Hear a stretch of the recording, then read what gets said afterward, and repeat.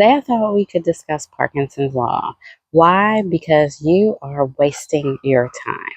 You are wasting your time. Everything you are doing is taking too much time if you're not aware of Parkinson's Law.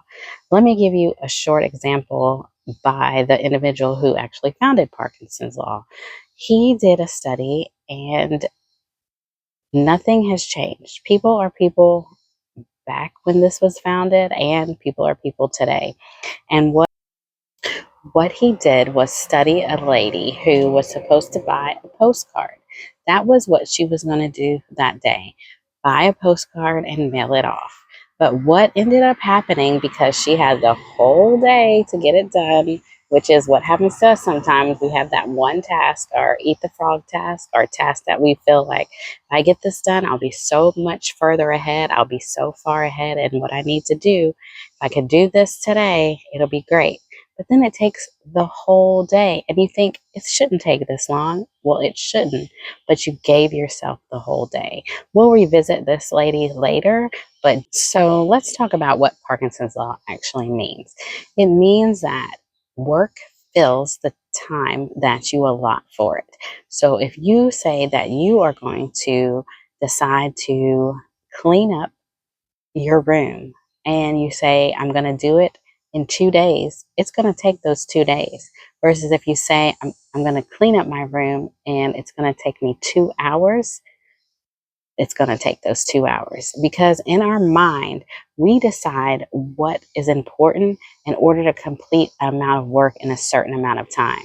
With a less amount of time, as long as it's realistic, what happens to us? We prioritize, we decide what's important to do first, second, third.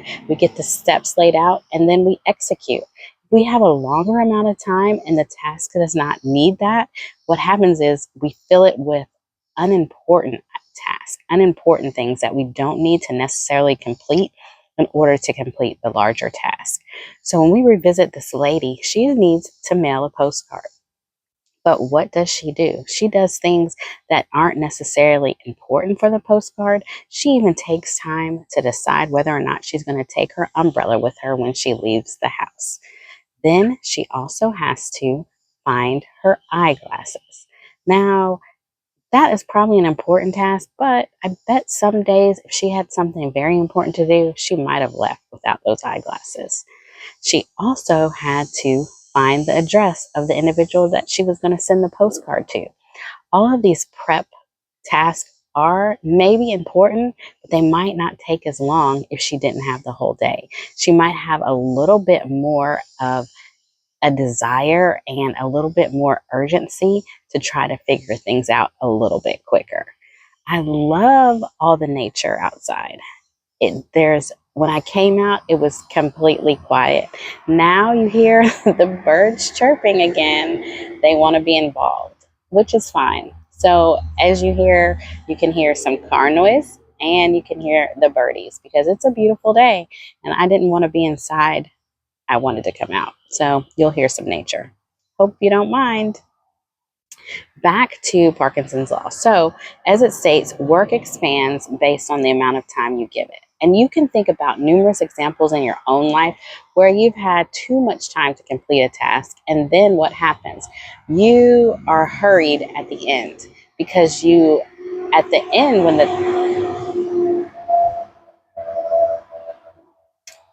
you are hurried at the end, because when that time is running out, you have that sense of urgency to get things done. So what I suggest is figuring out how long a task can take you. So have some kind of estimation. Like in the past, it's taken me 2 hours to clean the closet. It's taken me 30 minutes to wash the dishes. Now, people that are productive have this down to a science. They know how long it takes them to get somewhere. They know how long it takes them to get ready.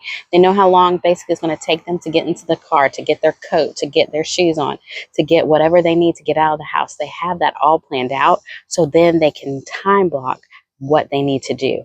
So what you need to figure out is what it takes you to get a task done. You need to evaluate how much time you actually have versus how much time you actually need. Those are two different things. how much time you have to get a task done versus how much time you need to get a task done. If you have a pattern of procrastination, what happens is you don't really know how long it takes you to get a task done because you're always under the wire.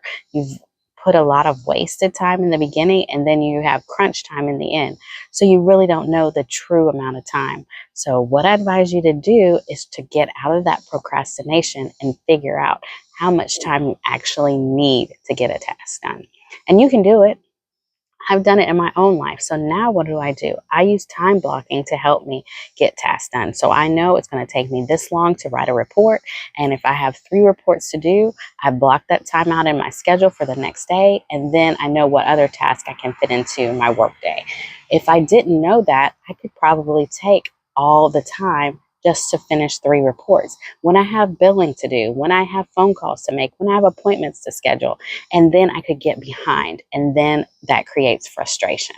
So, so what happens if you give yourself too much time for tasks is you do get behind because other tasks are ignored. So you have to find that happy medium with the time you have versus the time you need. And then what I suggest you do is time block your schedule.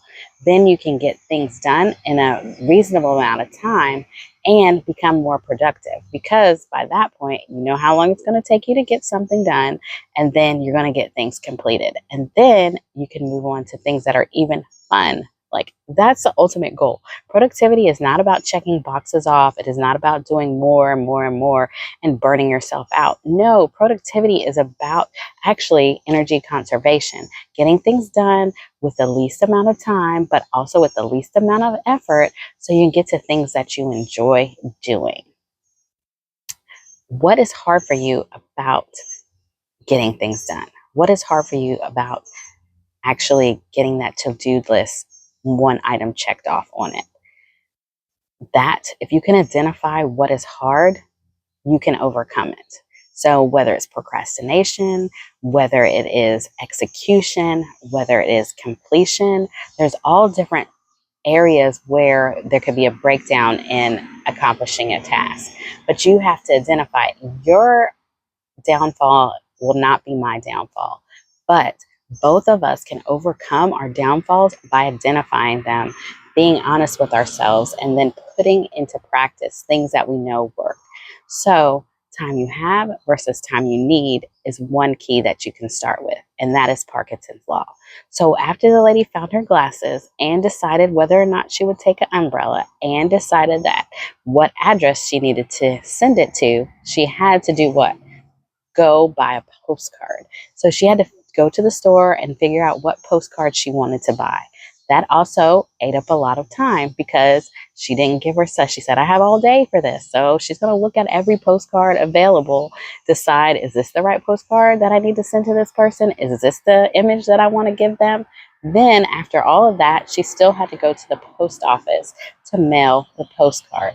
So what could have probably been like possibly a 2-hour task, maybe even less, took all day because she gave herself all day. So I challenge you today not to allow yourself to have all day for a task that should only take 2 hours.